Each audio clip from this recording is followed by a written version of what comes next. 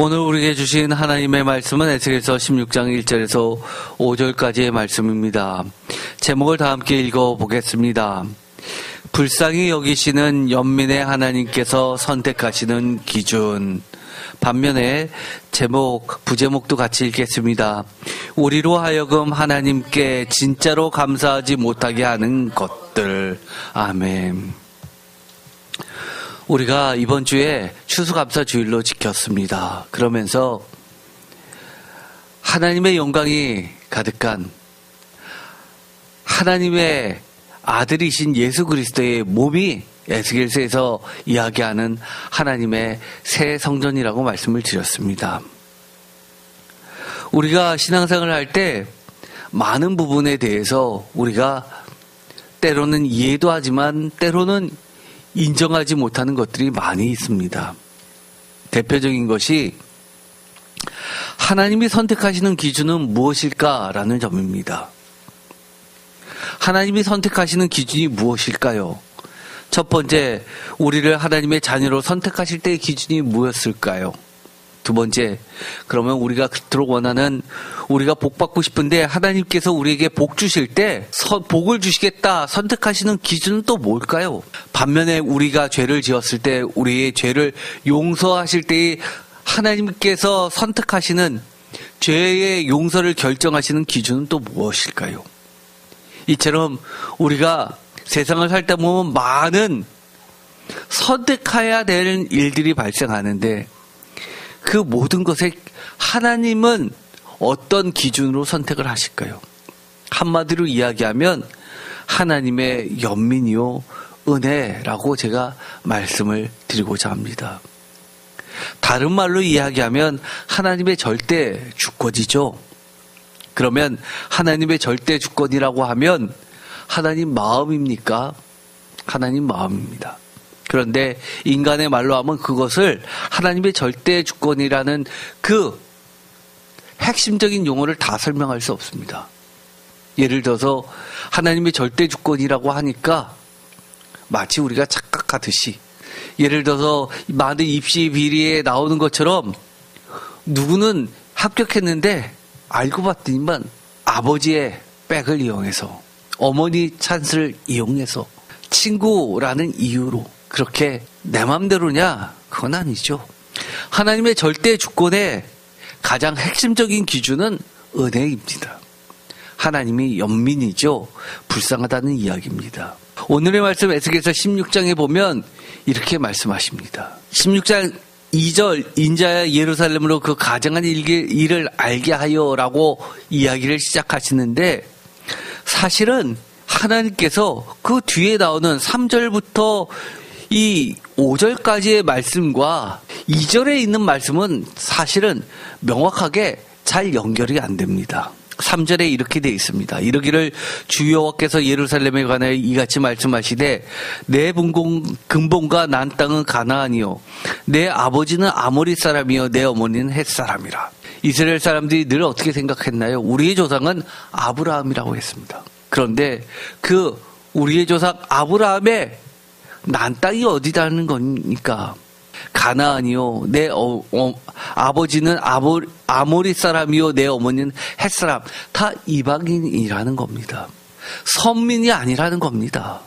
그러면서 4절에 내가 난 것을 말하건대 내가 날 때 내 배꼽줄을 자르지 아니하였고 너를 물러 씻어 정결하게 하지 아니하였고 내게 소금을 뿌리지 아니하였고 너를 강부로 싸지 아니었나니. 보통 애기가 태어나면 이스라엘 사람들은 이렇게 합니다. 우리나라도 마찬가지였죠. 사극을 보면 사극까지 갈 필요도 없습니다. 우리 어렸을 때도 그랬습니다. 병원에 있었지만 제가 어렸을 때도 집에서 출산하는 경우도 많이 있죠. 그러면 산파라고 하시는 분들이 와서 보면 배꼽줄을 자르고 물로 씻기고 정결하게 하고 강보로 싸고 이런 일들을 했습니다. 좀 특이한 것은 소금을 뿌렸다라고 하는 것은 이스라엘 사람들의 풍습이죠. 소금. 우리가 소금을 뿌리는 장면은 스모 경기에서 보게 됩니다. 일본 사람들이 스모 경기를 하기 앞서 모래 사장에다가 소금을 뿌리죠. 왜 그렇습니까? 악기를 몰아내고 정결하게 하는 겁니다.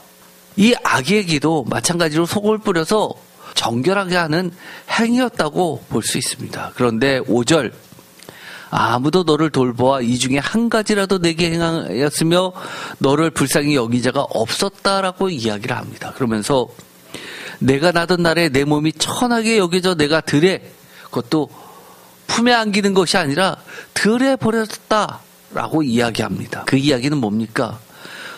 표준세 번역대로 읽어보면 이렇습니다. 이 모든 것 가운데서 한 가지만이라도 너에게 해줄 만큼 너를 불쌍하게 여기고 돌보아준 사람이 없다. 오히려 내가 태어나던 바로 그날에 사람들이 내 목숨을 천하게 여기고 너를 내다가 들판에 버렸다라고 이야기합니다. 한마디로 태어날 때부터 천하게 태어났다는 거죠. 아무도 불쌍히 여기는 사람이 없었는데 하나님께서 너희를 선택한 것은 오직 이거라는 겁니다. 불쌍히 여겼다는 겁니다. 긍휼이라는 겁니다. 하나님의 은혜요 사랑이라는 겁니다. 사람들이 하나님의 절대 주권하면 오해하는 게 있습니다. 하나님 마음, 우리가 흔히 이야기하면 네 마음이야? 지멋대로야? 라고 하는 그런 마음이 아닙니다. 기준이 없다는 말인가요? 아닙니다. 그렇지 않습니다. 그 누구도 반론 못할 정도로 공정한 하나님의 법이 있다는 겁니다. 그것을 이해하지만 우리는 더 깊은 진짜 은혜의 신앙으로 들어가게 되어 있습니다. 우리가 추수감사주의를 지켰습니다. 그런데 우리가 추수감사주의를 지켰음에도 불구하고 감사하지 못하는 이유가 뭡니까? 사실은 신앙의 깊은 단계로 들어가지 못했기 때문입니다. 심지어 감사제목을 써서 내라고 하니까 한참 생각하시는 분들 계십니다. 툭 치면 바로 튀어나오는 게 아니라 한참 생각해서 만들어내야지만 됩니다. 그런 거 아닙니다. 우리가 감사하지 못하는 것은 그만큼 하나님을 모르기 때문입니다. 만약에 이스라엘 사람들이 자기 자신들이 나의 근본과 난 땅이 가나안이요 우리의 아버지는 아모리 사람이요 우리의 조상의 어머니는 헷 사람이라는 것을 알았고 그리고 그 누구도 우리 민족이 태상할 때 배꼽질을 자르지도 아니했고 물로 씻어 정결하게도 하지 아니하였고 소금을 뿌리지도 아니했고 강보로 싸지도 아니하였음에도 불구하고 오로지 들에 버려진 우리들을 불쌍히 여기서 하나님께서 우리를 지금까지 입혀주시고 먹여주시고 키워주셨다는 것을 알면 지금 우리가 이렇게까지 하나님께 배반하지 않았을 텐데 누구나 알 수 있다는 겁니다. 그러나 그러지 않았기 때문에 하나님께 감사함도 없는 겁니다. 하나님이 귀하지도 않은 겁니다. 우리는 어떤가요? 우리 자신이 어떠한 존재라는 것을 명확하게 알지 못하면 감사가 있을 수가 없습니다. 내가 어떤 존재인데 나는 이 정도 받아야 되는 거 아니야? 라고 생각하는 겁니다. 억울한 겁니다. 손해라고 생각하는 겁니다. 세상이 나한테 왜 이래? 하나님이 계시다면 나한테 이렇게 할 수가 있어? 하나님이 안 계시니까 이런 거 아니야? 라고 이야기하는 겁니다. 심지어 어릴 때는 믿었지만 커서는 믿지 않으면서 하나님이 그럴 수 있냐고 항변하는 사람 많이 만나게 됩니다. 오늘의 말씀을 보면 특별히 에스겔서 16장 5절에 보면 여러 단어 중에서 우리가 주목해야 될 단어들이 나오게 됩니다. 제가 지난 주일날 한마디로 이야기해서 이것은 긍휼과 사랑이라는 말로 바꿔서 말씀을 드렸습니다. 이것은 전반적으로 하나님의 속성과 관련돼서 말씀을 드린 겁니다.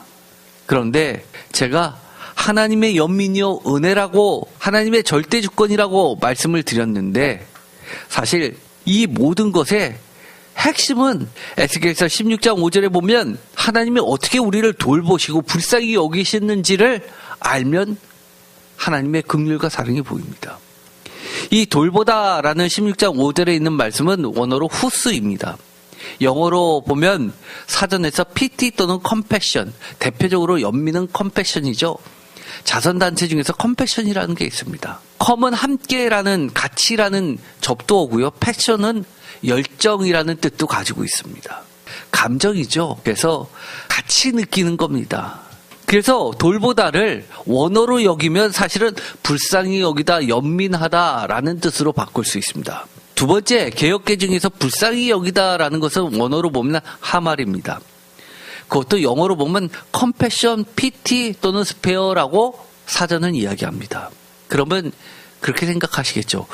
두 개가 같은 뜻 아니에요? PT, 컴패션, PT. 순서만 바뀌었을 뿐이지 같은 거 아닙니까? 맞습니다. 사실 히브리 구문은요, 강조를 할 때 어떻게 하냐면 거의 같은 두 개의 다른 단어지만 같은 뜻을 연달아 쓰면 그게 강조입니다. 중첩을 지키죠. 후수, 하말이라는 다른 단어를 쓰지만 거의 같은 의미를 반복해서 쓰면서 너무너무 돌보시고 너무너무 불쌍히 여기시고. 스페어가 뭡니까? 스페어. 우리가 스페어 타이어 할 때는 여분의 타이어를 이야기합니다. 그렇지만 영어로 스페어 할 때는 아끼다라는 뜻도 가지고 있습니다. 지금 당장 쓰는 게 아니라 뒤로 살짝 빼두는 거죠. 옆으로 치워두는 겁니다. 너무 귀해서요. 그걸 스페어라고 합니다. 그래서 불쌍히 여기다라는 뜻도 가지고 있습니다. 제가 주일날에는 분명히 이랬습니다. 이 에스겔서 16장 5절하고 연관지어서 이 출애굽기에 있는 이 말씀하고 관련져서 말씀을 드렸습니다. 성경 공부 시간에 이런 얘기를 성도님이 하셨죠. 하나님의 파토스라고. 맞습니다. 하나님의 파토스입니다. 출애굽기 2장 25절에 보면 돌보시고 기억하시는 하나님에 대해서 이야기를 합니다. 또한 기억하시다라는 이 단어가 나오는데, 기억하시다는 우리가 흔히 알고 있는 단어입니다. 원어는 야다입니다. 아시다. 하나님께서 기억하셨다라고 하는 것은 우리의 그 어려운 사정, 애굽 사람들에게 시달리고 있는 종살이하는 노예였던 이스라엘 사람들의 사정을 다 아신다라는 뜻입니다. 그래서 기억하셨다라는 겁니다. 우리가 이 출애굽기 2장을 보면 출애굽기 전체를 이끌어가는 아주 중요한 본문이 나오죠. 출애굽기 2장 24절, 25절 이 두 본문은 출애굽기 전체의 하나님의 가장 핵심적인 파토스를 드러낸 말입니다. 다 같이 읽어보겠습니다. 하나님이 그들의 고통소리를 들으시고 하나님이 아브라함과 이삭과 야곱에게 세운 그의 언약을 기억하사 하나님이 이스라엘 사람을 돌보셨고 하나님이 그들을 기억하셨더라. 들으시고 기억하시고 돌보시고 기억하시는 하나님, 하나님의 파토스입니다. 아까 25절에 돌보시다는 보셨고 기억하셨다는 아셨고라는 원어를 쓰고 있다는 거 하셨습니다. 하나님이 이처럼 불쌍히 여기시고 출애굽을 시켜야지 구원시켜야지 하고 하나님의 마음의 결정을 하시고 행동하시게 하시는 그 하나님의 긍휼과 인자와 사랑과 은혜를 나타내는 것이 바로 하나님의 파토스라는 겁니다. 그래서 저는 이것을 가지고 주일날 시편 25편 6절에 나오는 구약에서 흔히 나오고 있는 하나님의 긍휼하심과 인자하심이라는 아주 정형화된 짝말처럼 등장하는 여러 구문을 가지고 말씀을 드렸습니다. 그때 긍휼과 인자하심일 때 이 긍휼도 라함이라는 어근은 어머니의 자궁을 이야기한다고 했습니다. 그래서 이것이 발전되어서 어린 아기를 태에 품고 있는 그 어머니의 애절한 사랑을 나타낼 때 사용합니다. 대표적으로 이것을 이야기한 것이 바로 예레미야 선지자죠. 그 다음에 인자하심은 헤세드입니다. 하나님의 사랑을 이야기합니다. 이 시편 25편에 있었던 이야기들을 여러분들과 함께 여러 가지 본문을 가지고 나눴습니다. 사실 우리가 어느 정도 신앙생활을 해오신 분이라면 이런 하나님의 선택에 있어서의 절대 주권을 모르시는 분은 없다고들 생각하십니다. 그러나 문제는 뭡니까? 하나님의 선택의 기준에 대해서 정말 모두가 동의하고 있느냐라는 겁니다. 모두들 그렇다고 겉으로는 말은 할지 모르지만 제가 보는 바로는 정말 동의하고 있는 신앙인들은 거의 없습니다. 하나님이 행하신 것, 하나님이 선택하신 거에 대해서 뭔가 이해가 안 가고 조금은 억울한 점도 있고 조금은 달갑지 않고 동의할 수는 없지만 하나님이 라고 하니까 내가 어차피 할 수 없는 부분이니까 포기하는 경우가 있습니다. 왜냐하면 추수감사주일이든지 맥주감사주일이든지 아니면 송구영신 예배든지 어떤 절기를 맞아서 감사 제목들을 나누거나 적어내거나 또 특히 송구영신 예배 때 1년 중에 소원의 기도 제목을 적어서 보내오는 것을 보면 저는 그런 생각이 듭니다. 아, 정말 하나님의 은혜를, 하나님의 절대 주권을, 하나님의 사랑을, 긍휼하심을 모르고 있다는 생각이 절로 들기 때문입니다. 그 결정적인 이유는 감사합니다라고 하는 그 내용이 겉으로 입 밖으로 내뱉는 신앙인의 상투적인 교제가 아니라 정말 혼자만의 마음 깊은 곳에 숨겨져 있는 감사의 제목과 소원의 기도 제목부터가 틀리기 때문입니다. 정말 하나님의 연민인 그저 아무런 자격이 없는데도 불구하고 그저 불쌍하다는 이유만으로 일방적인 은혜의 선택을 하신 것에 대한 감사는 별로 보이지 않기 때문입니다. 감사합니다 하는 그 제목들을 보면 대부분이 누가 보더라도 심지어 하나님을 모르고 또는 안다 하더라도 하나님을 인정하지 않는 사람들이 보더라도 감사할 만한 그런 일을 감사하고 받은 은혜가 나는 당연히 받아야 할 기대 수준의 목보다는 분명하게 커야지만 진짜로 감사하는 것, 그런 것들을 적어내기 때문입니다. 그런 것들을 통해서 그 이면에 숨겨져 있는 그런 마음들이 보이기 때문입니다. 냉철하게 자기 자신을 돌아봐야만 합니다. 우리가 추수감사주의를 지내면서 정말 내 자신을 거울에다 비춰보듯이 성찰할 필요가 있습니다. 냉철하게요. 세상에서 정말 당연히 받아야 할 것이 과연 있습니까? 있다면 얼마나 있습니까? 하나님이 눈을 가리시면 눈 뜨고도 코 베이는 세상이라는 것쯤은 우리가 알아야 합니다. 뒤로 자빠져도 코가 깨진다는 속담이 있습니다. 그러나 그것은 머피의 법칙을 이야기하는 것이 아니라 세상 일이 그렇다는 것을 우리는 알아야 됩니다. 정말 하다가 정말 아차 하는 수가 생기게 되어 있는 게 세상이라는 겁니다. 그래서 기독교 사회학자들은 이러한 세상을 사회적 구조적 악 또는 원죄라는 말로도 설명을 합니다. 개인은 너무너무 착합니다. 선합니다. 그런데 그 착하고 선해 보이는 그 양심 있는 사람들이 한데 모여서 집단을 이루고 그룹을 이루면 그 집단은 이익단체로 발전하게 되면서 이익에 서로 다른 첨예한 대립 가운데서 오직 힘의 논리로 순식간에 정글의 법칙처럼 적자 생존의 세상으로 그 어떤 한 개인의 선한 개인은 존재하지 않는다고 규정하고 있을 정도입니다. 그래서 기독교 사회학자들은 개인의 구원도 중요하지만 사회적 구원이 더 중요하다고 이야기합니다. 그러한 반성이 가장 적나라하게 드러난 사건을 많은 학자들은 독일의 유태인 대학살 사건으로 보고 있을 정도입니다. 그 당시에 독일은 전 세계의 기독교의 신학을 이끌었던 국가입니다. 지금도 제가 신학교에 가서 배울 때 저희 교수님들은 대부분이 다 독일에서 유학을 하고 박사학위를 받아서 교수가 되신 분들이 3분의 2였습니다. 미국계는 그만큼 적었죠. 아시아에서 또는 아프리카 계통에서 유럽에서 독일을 제외한 유럽, 예를 들어서 영국이라든지 벨기에라든지 프랑스에서 유학을 해서 박사학위를 받아서 교수가 되신 분은 극히 보기 힘듭니다. 그렇기 때문에 이 신앙이 좋고 신학이 뛰어나다고 했던 그 독일이 순식간에 변질되는 모습을 보고 그것도 악의 축이 되는 모습을 보고 모든 기독교인들이 반성하기 시작했습니다. 아니 그렇게 한 개인계는 신앙이 좋은데 모였을 땐 왜 그래? 라는 부분은 설명이 불가능했던 겁니다.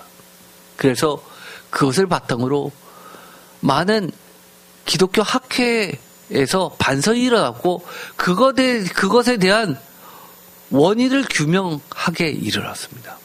그러나 이것은 과거에만 있는 것이 아니라 지금도 전 세계에는 자국 우선주의, 신패권주의를 표방하고 있을 뿐이며 한국 아니다, 바깥이다 이런 한국 내외할 거 없이 둘러싼 수많은 사건들은 모두 하나님의 정의는 찾아볼 수 없고 한 개인의 신앙하고는 전혀 관계없는 의사결정과 힘의 논리 그리고 이익의 극대화라는 것에 변해버리는 것을 보고 쉽게 발견할 수 있는 겁니다.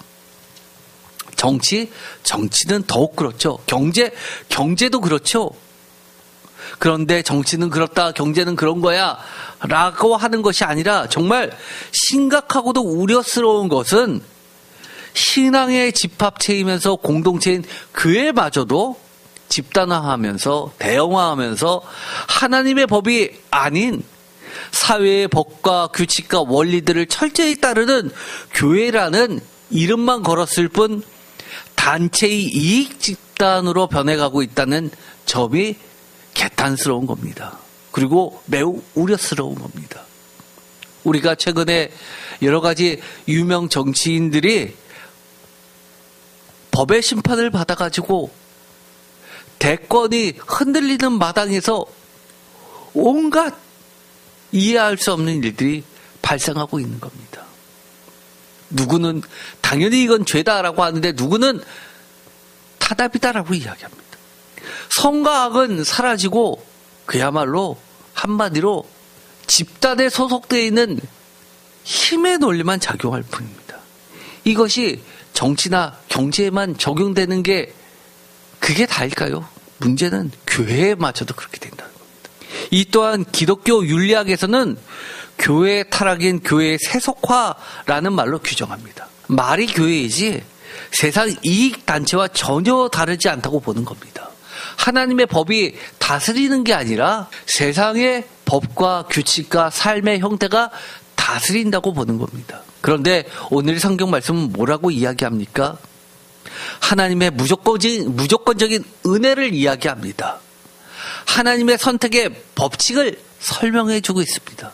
이것을 수용하는 감사의 고백이 있어야 되는데 오늘날에는 그런 하나님의 무조건적인 은혜의 법칙과 이를 수용하는 감사의 고백이 사라진 이러한 세상, 교회는 민낯이 화장을 지우고 난 그 민낯이 그렇다는 것을 우리 신앙인들 모두는 인정해야만 하는 그런 시대가 됐다는 겁니다. 그래서 우리는 이 포장을 다 걷어내고 우리의 잘못된 민낯을 인정하고 회개해야지만 이러한 안타까운 악의 현실을 바꿀 수 있는 겁니다.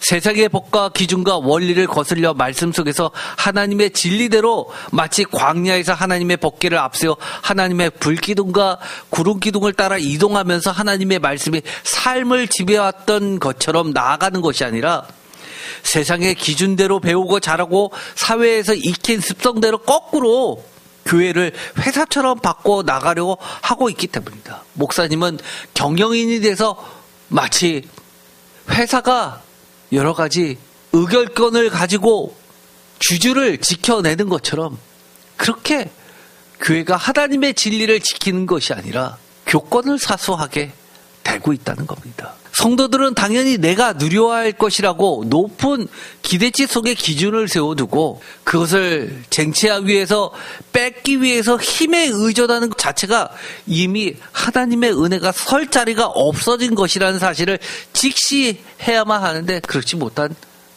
현실이 되어버렸습니다. 어떻게 보면 오늘의 감사 예배는 그러한 악의 구조적 본질을 직시하고 사회와 교회 사이의 악의 연결고리를 끊고 오직 성경 말씀대로 우리의 삶을 바꿔 나가는 발판이 되어줄 것이라고 저는 믿고 있습니다. 어떻게 보면 오늘의 제목인 불쌍히 여기시는 연민의 하나님께서 선택하시는 기준이라는 이 말은 우리로 하여금 하나님께 진짜로 감사하지 못하게 하는 것들이라는 또 다른 제목으로도 바꿀 수 있는 말씀이기 때문입니다. 이런 것들을 없애버린다면 우리는 정말 하나님께 감사하게 되고 불쌍히 여기시는 연민의 하나님께 감사할 수밖에 없고 그 하나님의 선택의 기준을 우리도 수용해서 우리도 하나님의 기준대로 세상을 살아낼 수 있기 때문입니다. 하나님이 우리를 선택하시는 이유를 온전히 받아들이게 된다면 우리가 온전히 하나님께 진짜로 감사할 수 있게 된다는 말이기도 합니다. 지난주에 감사주의를 지켰습니다. 이건 누가 보더라도 하나님을 믿지 않는 사람도 정말 그렇다면 진짜 감사할 일이네 라고 하는 것들만 감사했다면 우리 자신은 돌아봐야만 됩니다. 하나님이 거저 주신 것, 불쌍해서 허락해 주시는 많은 은혜들을 우리는 왜 감사하지 못하는지 돌아봐야만 됩니다. 감사와 불평은 종이 한 장 차이라고도 할 수 있습니다. 출애굽 역사의 10가지 재앙을 통한 애굽 바로의 심판 사건은 사실 애굽과 바로 왕을 향한 심판만이 아니었습니다. 하나님의 파토스는 이스라엘 사람들 구원시키려는 하나님의 행동할 수 있는 기준이 되었던 하나님의 파토스인데도 불구하고 이것은 애국과 바로를 향한 것이기도 하지만 근본적으로는 하나님 백성들을 향한 하나님의 심판의 기준들이었습니다. 출애굽 10가지 재앙 심판을 보면 첫 번째, 하나님께 대한 예배를 방해하는 세상의 1차의 악의 세력을 총칭하는 것이 애굽 세상이라고 제가 말씀을 드렸죠. 또 그 꼭대기인 그 왕인 애굽의 왕인 사탄에 대한 심판을 의미한다고 말씀을 드렸습니다. 두 번째는 그 악의 총체를 구성하고 있는 구체적인 삶에 있어서의 악의 실체, 이것을 세상의 완전수, 사람 손가락이 10가지인 것처럼 10가지의 세상에 가득 찬 만수, 하나, 둘, 셋, 넷, 다섯에서 10 가득 차면 더 이상 말할 수 없는 그 만수의 우상들의 심판입니다. 세 번째, 가장 중요한 게 이거죠. 사실 보이지 않는 겁니다. 가장 중요한 그 애굽이라는 세상 속에 익숙해져 있는 삶의 형태를 가지고 있던 하나님의 백성들 안에 품고 있던 우상의 가치들에 대한 심판입니다. 어떻게 보면 이 10가지 재앙을 다 제거하는 과정들 중에서 무너지는 절대 가치들, 세상의 악의 기준들이 사라지면서 이스라엘 사람들도 저것도 무너지네? 그러면 내가 저거 붙잡으면 안 되겠구나라고 지어나갈 수밖에 없었다는 겁니다. 내가 저거 계속 붙잡고 있다가 나도 하나님 앞에 심판으로 휩쓸려 가겠네라고 하나님께서 경고해 주시는 겁니다. 제가 그런 말씀을 드렸죠.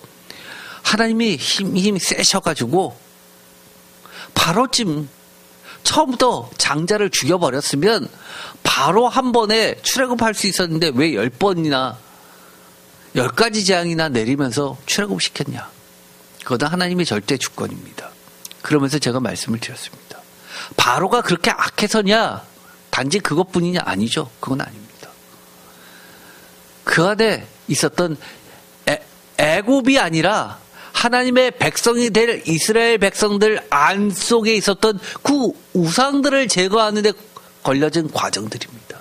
하나님의 백성이 되려면 그것들을 다 제거해야지만 마치 은을 재련할 때 불순물을 제거하듯이 그런 과정들이 필요했던 겁니다. 출애굽한 이스라엘 백성들이 착용하고 있던 소형 금 장식품들, 이거는 한마디로 이야기해서 딴 게 아니라 그들이 이방 생활을 할 때 애굽 생활 속에서 애굽의 이방 생활 속에 뿌리 박혀 있던 가신, 집안의 신이죠. 지켜주는, 또는 수호신 같은 우상들의 잔재라 보아야 합니다. 그래서 이 애굽에 있었던 10가지 재앙 중에서 예를 들어 대부분의 신들이, 예를 들어서 우리가 알고 있었던 개구리 이런 것들도 다 신의 신입니다. 장자는 태양신의 겨냥한 거죠. 이런 것들입니다. 다 신의 모습입니다. 제가 블로그에 여러 학자들이 해놨던 10가지 재앙 속에 품려 있었던 신들의 이야기들을 자료로 올려놨습니다. 참조해 보시기 바랍니다. 출애굽기 35장 22절 다 같이 읽어볼까요? 곧 마음에 원하는 남녀가 와서 팔찌와 귀걸이와 가락지와 목걸이와 여러 가지 금품을 가져다가 사람마다 여호와께 금 예물을 드렸으며, 표준세 번역으로도 읽어보겠습니다. 남녀 구별 없이 스스로 원하는 사람은 누구나 장식 핀과 귀걸이와 반지와 목걸이 등 온갖 금부치를 가져왔으며 그 모든 사람이 금부치를 흔들어서 주께 바쳤다. 아멘. 하나님의 성막을 짓고 하나님의 여러 가지 제단, 번제단을 세우고 여러 가지 성막을 지을 때 기구들이 보면 금으로 싼 것들이 많았습니다. 그거 다 어떻게 만들었죠? 이처럼 출애굽기 35장 22절에 있는 것처럼 많은 사람들이 자원해서 바쳤습니다. 그래서 바칠 때 흔들어서 주께 바쳤다라고 하는 것은 마치 거제인 것처럼 구별시켜서 하나님께 드렸다는 것을 표시하기 위해서 흔들어서 주께 바쳤다라고 이야기를 합니다. 예물을 바치듯이. 그런데 많은 학자들이 이렇게 이야기합니다. 그들이 갖고 있었던, 아니 종들이 어떻게 금부치 귀걸이를 할 수 있어? 팔찌를 할 수 있어? 제가요 젊었을 때 회사에서 인도로 파견을 받아서 인도에서 지역 전문가로 있었습니다. 그런데요 천민들도요 금 귀걸이를 한 천민을 봤습니다. 무슨 돈이 있으세요? 대대로 돈을 모은 거를 그 딸을 위해서 열심히 저축했다가 겨우 하나 해주는 겁니다. 몸값보다 더 비쌉니다. 인도에서요 제가 깜짝 놀란 게 있는데요. 천민이 차에 쳐서 죽었습니다. 그런데요 보상금이 얼마인 줄 아십니까? 객값보다 못하게 나왔습니다. 그래서 뉴스에도 나왔습니다. 깜짝 놀랐습니다. 사람 몸값이 어떻게 객값보다 못할 수 있냐고. 근데 인도에서는요 천민이 그렇습니다. 그런데 종살이 하던 사람들이 이렇게 금보치를 갖고 있을 수 있냐? 이거는 가신이기 때문에, 우상들이기 때문에 가능합니다. 자기는 못 먹고 못 살아도 아끼고 아껴가지고 이 시댁의 최고로 값비싼 것을 함으로써 내 몸에 부착할 정도로 작게 만들어서 몸에 지니고 있으면 부족처럼 나를 보호해준다고, 복이 온다고 믿었던 겁니다. 지금도요 우상들 특징이 뭡니까? 온 세상의 금은보화는 다 우상들에다 갖다 발라놓은 것 같죠? 절간에 가보면 왜 이렇게 부처상에다가 금박을 해놨는지 모릅니다. 그래서 이 출애굽기 35장 22절은 고고학자들한테 깊은 관심을 가졌던 겁니다. 그 당시에 어떤 형태로 어떤 삶을 살았는지를 연구하는 중요한 본문이 됐습니다. 그리고 고고학에서 땅을 파보니까 그 시대에 여러 가지 장식품들이 나왔습니다. 아주 작은 모양인데 온갖 우상들의 모양이 나왔습니다. 또 창세기 24장 22절에 보면 낙타가 마시기를 다음에 그가 반세겔 무게와 금 코걸이 한 개와 13개의 무게의 금손 목걸이 한 상을 그에게 주고, 창세기 24장 30절 그의 누이 코걸이와 그 손의 손목걸이를 보고 또 그의 누이 리브가 그 사람이 자기에게 이같이 말하더라 함을 듣고 그 사람에게 나아가비라. 그때 그가 우물가 낙타 곁에 서 있더라. 창세기 24장 47절 내가 그에게 묻기를 내가 네 딸이냐 한즉 이르되 밀가가 나홀에게서 나온 부두엘의 딸이라 하기로 내가 코걸이를 그 코에 끼고 손목걸이를 그 손에 끼우고. 단순히 미용 차원이고 여러 가지 차원일까요? 아니요. 단순히 그 차원이 아닙니다. 어떤 분들이 이걸 보고 그렇게 얘기합니다. 아이, 그 목사님이 너무 과대 해석한 거 아닙니까? 그 다음 뭘 볼까요? 창세기 31장 19절 그때 라반이 양털을 깎으러 갔으니 라헬은 그의 아버지의 드라빔을 도둑질하고, 창세기 31장 34절 라헬이 그 드라빔을 가져 낙타 안장 아래에 놓고 그 위에 앉은지라. 라반이 그 장막에서 찾다가 찾아내지 못하며, 창세기 31장 35절 라헬이 그의 아버지에게 이르되 마침 생리가 있어 일어나서 영접할 수 없으니 내 주는 노하지 마소서 하니라. 라반이 그 드라빔을 두루 찾다가 찾아내지 못한지라. 드라빔은요 다윗도 그런 적이 있었습니다. 도망갈 때 그거를 누워있는 척하면서 그러고 나서 도망간 적이 있었죠. 즉 뭐냐면 사이즈는 큰 것일 수도 있고 아주 작은 것일 수도 있습니다. 어쨌든 우상들이 삶 곳곳에 밀접하게 관련이 돼 있었다는 겁니다. 우상이라는 것은 돌처럼 전혀 무가치한 것이지만 그 무가치한 것에다가 왜 이렇게 하느냐? 세상에 죄악의 욕심들을 가치 있는 것처럼 포장하고 투영시켜서 신처럼 만들고 숭상하고 바라고 믿고 쫓아가게 만드는 삶의 가치관들과 기준들 총체를 말하는 겁니다. 그래서 중국 같은 데 가면은요, 여러 가지 가게 우상들이 있는데 돈을 많이 벌게 해주는 우상이 있습니다. 하나같이 금으로 금칠을 해놨습니다. 황금을 불러들이는 신이라고 하는 거죠. 그러려면 그만큼 비싼 것을 발라놔야 됩니다. 박철원 교수 워낙 히브리어도 잘하지만 고대 언어에 능하십니다. 아람어도 잘하시고요. 그런데 그분이 이 아론의 금송아지 사건 출애굽기 주석에서 이렇게 구조 분석을 했습니다.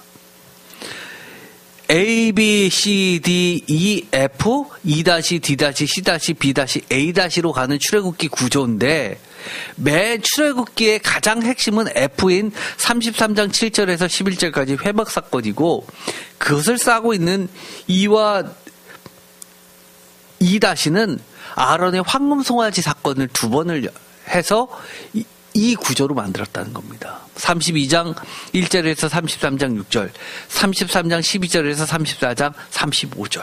우상과 참신을 대비해 놓고 있는 거죠. 여러 가지 블로그에다가 여러 가지를 제가 구조를 올려놨습니다. 비슷합니다. 그런데 이 추수감사절은 우리가 전에도 이야기했지만 감사절입니다. 그런데 이 아론의 금송아지 사건은 시점으로 하면 맥추절 때쯤입니다. 그래서 이 맥추절도 하나의 감사제죠. 감사절입니다. 그런데 이 감사절은요, 특별히 맥추감사절은 유대인들에게 매우 중요한데 율법 수여절이라고 합니다. 하나님의 법 토라와 십계명을 받은 날로 여겨지고 지켜지고 있습니다. 그래서 매우 중요합니다. 맥추감사절이 뭡니까? 하나님의 은혜의 원리와 하나님 자신을 드러낸 하나님 계신 사랑과 은혜의 하나님이라는 걸 드러낸 사건입니다. 성막이 뭡니까? 다른 말로 이야기하면 하나님이 현존하시는 것을 함께 계심을 눈으로 보이게 해주는 겁니다. 그래서 성막 사건은 한마디로 말해서 이 율법 수여절과 맞물려서 하나님의 법 토라와 십계명을 보이도록 한 거. 하나님의 법, 하나님의 말씀, 법은 안 보이는 거잖아요. 생활 규칙 같은 것도 다 포함됩니다. 그런데 그것이 보이도록 한 건 성막이라는 거죠. 그래서 이것을 개신교에서는 뭘로 지키고 있습니까? 오순절로 지킵니다. 오순절이 뭡니까? 성령님이 임하신 날이죠.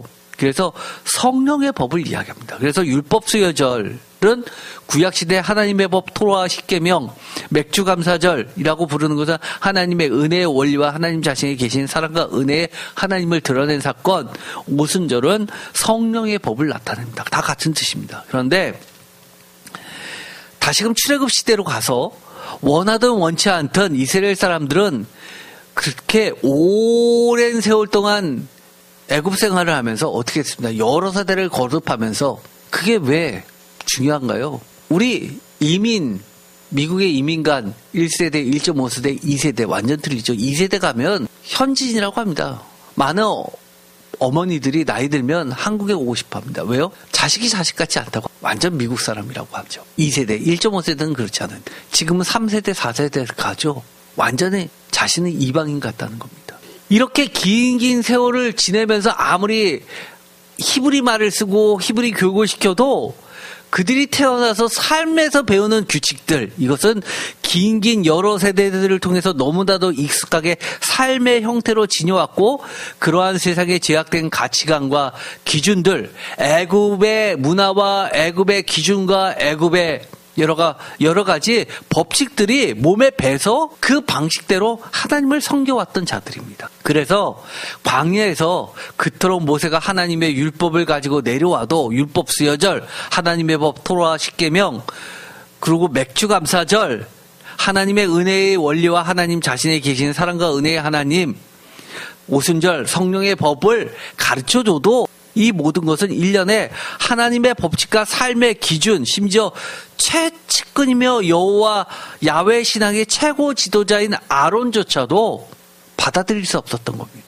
아론조차도 가나안의 우상인 금송아지를 섬기자고 할 수 있었고, 이것이 너희가 믿고 있는 야훼 신이다라고 이야기할 수 있는 것은 금송아지, 가나안 바알을 형상화하는 그 신이 자신들이 믿고자 하는 가치관들하고 딱 맞아떨어지는 겁니다. 축복받고 안정화되고. 그렇기 때문에 하나님의 법이라고 하는 이런 십계명이니 이런 것들은 다 안 맞았던 겁니다. 그거 믿자고 여기까지 왔어라고 할 수 있는 것들입니다. 그래서 대표적으로 십계명이 있기 전에 있었던 게 뭡니까?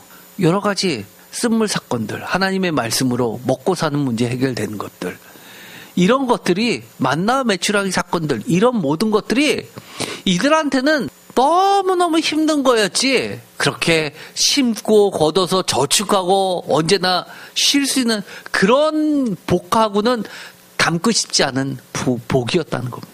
그래서 이 아론만의 문제가 아니라 이것을 지지했던 모든 백성들이 아론과 동일한 뜻과 기쁨으로 금송아지를 만드는데 헌신하면서 기금성을 내어놓으면서 공들여 만들어 공동체 모두가 그것도 춤추면서 우상을 섬기는데 적극 동참할 수 있었던 겁니다. 여기서 금송아지 사건에서 중요한 이야기가 나옵니다. 춤추며라는 말이 나옵니다. 사실 춤추며 섬기는 것은요, 이스라엘 사람들에게 하나님을 섬기는 성막제사에서는 볼 수 없는 모습입니다. 그것은 이방인이 신을 섬기는 방식입니다. 그래서 대표적으로 엘리야가 이방신들하고 싸울 때 그 이방신을 아세라와 바알을 섬기는 선지자들이 난리를 쳤던 겁니다. 야단법석을 쳤던 겁니다. 춤추면서 소리를 내고 소리를 목청껏 부르짖으면서 그렇게 섬겼던 겁니다. 그게 하나님을 섬기는 방식이 아니라 이방신을 섬기는 방식으로 그들은 이 우상을 섬겼던 겁니다.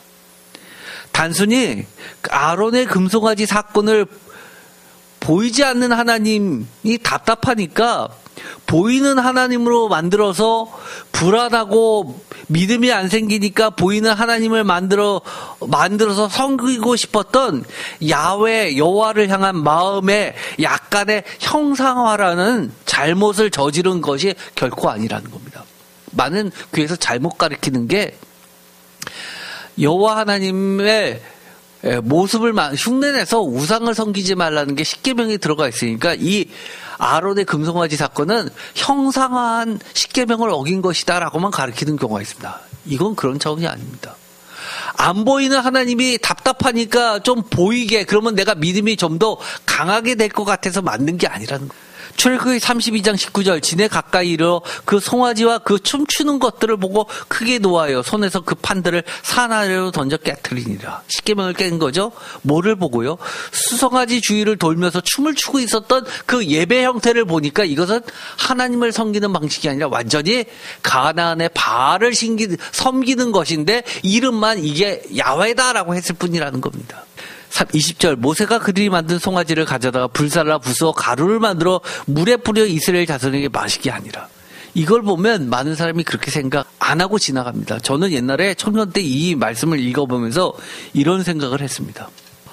성막을 만들 때 사람들이 금붙이를 다 내어서 그렇게 헌신해가지고 모두 다 기쁜 마음으로 성막을 만들었던 게 아니었네라는 생각이 들었어요. 이 금송아지를 만들 정도로 또 금붙이가 있었네? 이런 생각이 들었습니다.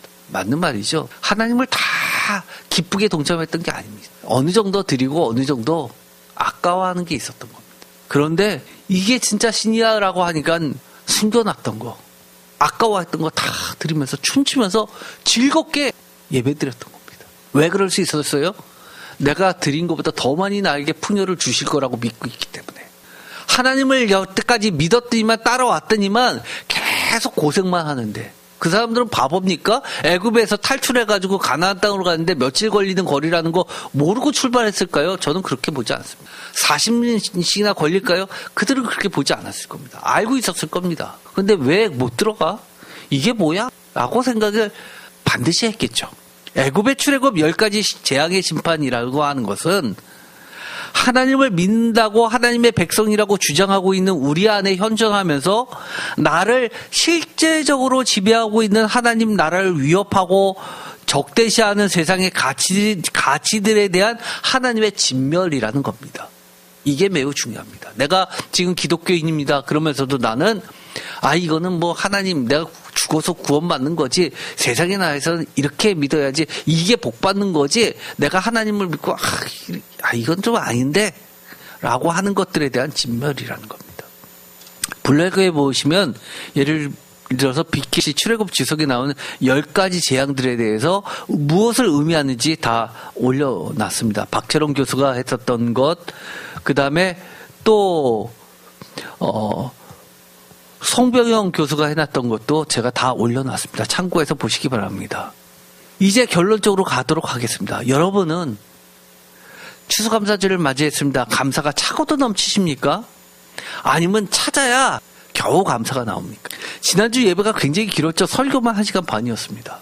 그런데도 불구하고 예배 마치고 나서 이렇게 예배가 소중하다는 것, 예수님이 성전이라는 것을 알고는 있었지만 이렇게까지 구체적으로 하나님 말씀을 통해서 깨닫게 되니 너무 감사하고 신앙의 기쁨이 살아나고 삶의 생활에 활력이 넘치고 새 힘이 솟아난다는 이야기를 제가 많이 들었습니다. 우리가 감사하지 못하는 것은 진짜로 주님을 만나게 되면 감사하게 될 수밖에 없습니다. 우리가 진짜 주님을 못 만났기 때문에 감사하지 못하는 겁니다.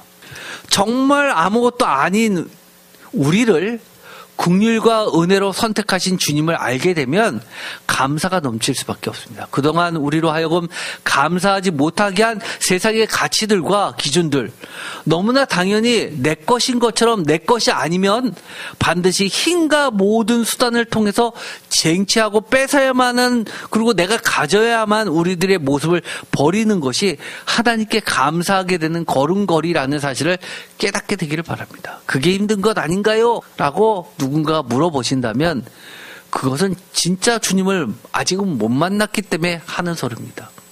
주님을 만나면 부끄러운 나의 모습이 거울을 맞대듯 보일 수밖에 없기 때문입니다. 주님이 오늘 하셨던 말씀은 너희들 자신을 봐봐 라고 거울로 보여주신 겁니다. 너희들이 태어날 때, 이스라엘이 출애굽할 때, 민족이 태동할 때 모습은 이것뿐이 아니었어 라고 보여주신 겁니다. 오늘도 은혜의 주님이 우리를 선택하신 그 기준을 깊이 깨닫고 인정하게 되는 것이 바로 신앙의 첫걸음이요 감사의 시작임을 인정하게 되시길 축원드립니다. 제가 오늘 여러 가지를 말씀을 드렸습니다. 그러나 오늘의 말씀을 통해서 우리가 내가 진짜 왜 감사하지 못했지? 라고 조금이라도 생각이 된다면 다시금 우리가 평상시 하던 많은 것들, 얼마나 하나님이 값없이 우리에게 주신 것들이 많고 그 귀한 것을 우리가 아무리 노력해도 얻을 수 없는 것을 하나님께 주셨다는 사실을 깨닫게 되기를 바랍니다. 지난주에 제가 이렇게 에스겔의 새 성전에 대해서 말씀을 드렸습니다. 이걸 보시면은요, 정말 에스겔이 하나님의 새 성전을 하나님의 영에 감동해서 하나님이 직접 가이드해 주시는 루트를 보게 됩니다.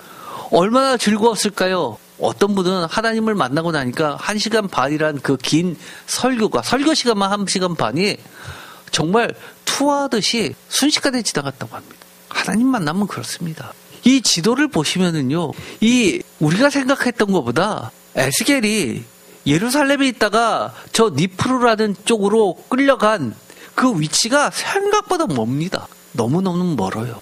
그토록 가고 싶은데 가지 못하는 그 예루살렘을 향해서 하나님께서 데리고 가서 새 성전을 보여줬을 때 그 주님과 걸어가는 발자국 하나하나가, 하나님께서 설명해 주시는 모양 하나하나가 얼마나 감격스러웠을까요? 직사각형의 모양에서 이처럼 정사각형의 모습을 하는 새로운 새 성전을 보면서 하나님이 얼마나 공정하시고 은혜로우신 것을 깨닫게 됐어요. 우리는 그렇습니다.